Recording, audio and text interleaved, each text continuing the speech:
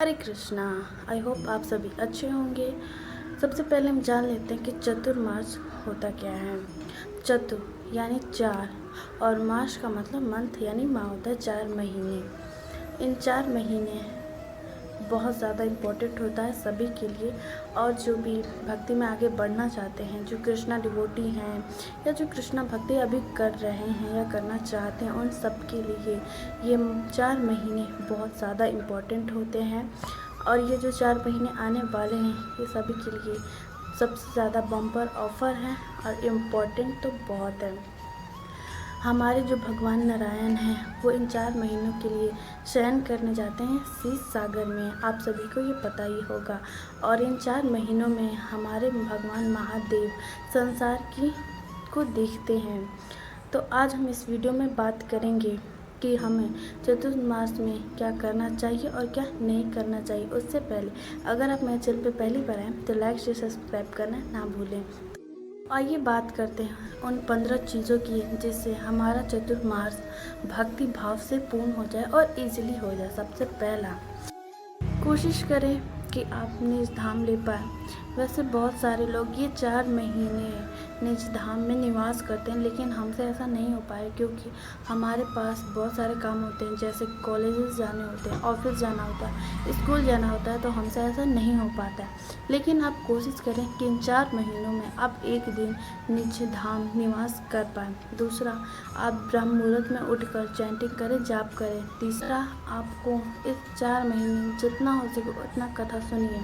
चौथा, आप इन 4 महीनों में आप जितना हो सके उतना अपनी क्षमता अनुसार दान दे सकते। पाँचवा, आप इन 4 महीनों में श्रीमद् भगवद गीता अवश्य पढ़ें और इन 4 महीनों में एक रूल बना लें कि हमें एक दिन में इतने श्लोक, इतने चैप्टर पढ़ने ही पढ़ने हैं। छठवां, अगर आपके घर में श्री कृष्ण की सेवा होती है, भगवान की सेवा होती है, तो आप उनके सामने बैठ करके कीर्तन करें, समय निकाल करके उनके लिए कीर्तन करें। सातवां, इन 4 महीनों में आप जितनी भी एकादशी आएंगी उनको कोशिश करिएगा कि निर्जला रख पाएँ। बट थोड़ा मुश्किल है, लेकिन कोशिश करिएगा। लेकिन अगर आप दवाई लेते हैं, आप नहीं ले पाएंगे, अगर आपकी बॉडी अलाउ नहीं कर रही है तो आप मत कीजिएगा। लेकिन अगर आपकी बॉडी अलाउ कर रही है तो आप निर्जला एकादशी ज़रूर करें अपने अनुसार। आठवां, दीपदान कीजिए। ज़रूरी नहीं है कि आप कार्तिक मंथ में ही दीपदान करेंगे, आप इन 4 महीनों में भी दीपदान करिए। हमारे घर में जो तुलसी महारानी, उनके सामने दीपदान करिए, उनकी सेवा करिए, उनके सामने वट प्रणाम कीजिए। 9वां, वैष्णव सेवा, साधु संत सेवा तो करना ही होगा। जैसे आप भगवान की सेवा करते हैं वैसे ही आपको साधु संतों की, वैष्णव की भी सेवा करनी ही होगी। 10वां, ब्रह्मचर्य का पालन तो आपको बिल्कुल ही करना है इन 4 महीनों में, तन से भी और मन से भी। आपको अपना चित्त भी शुद्ध होना चाहिए और मन भी शुद्ध होना चाहिए। 11वां, सोना थोड़ा कम कर दीजिए और हो सके तो आप ज़मीन पर सोएं। लेकिन अगर आपकी बॉडी अलाउ नहीं करती तो आप बिस्तर पे सो सकते हैं, लेकिन अगर आपकी बॉडी अलाउ कर रही है तो आप कोशिश करें कि ज़मीन पर सोएं। 12वां, किसी की निंदा ना करें। इन 4 महीनों में झूठ ना बोलिए। जितना हो सके अपनी भौतिक इच्छाओं को कंट्रोल में कीजिए। 13, इन 4 महीनों में हमें कुछ पदार्थ जो नहीं खाने होते हैं।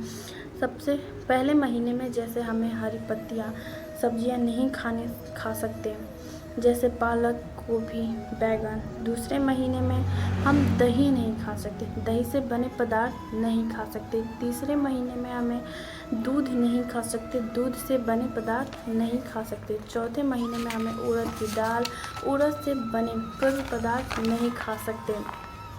अब आपके मन में हुआ कि इन 4 महीनों में तो जन्माष्टमी, दशहरा इत्यादि आता है, तो देखिए आता है तो आप ये सब नहीं खा सकते, लेकिन आप प्रसादम तो खा ही सकते हैं।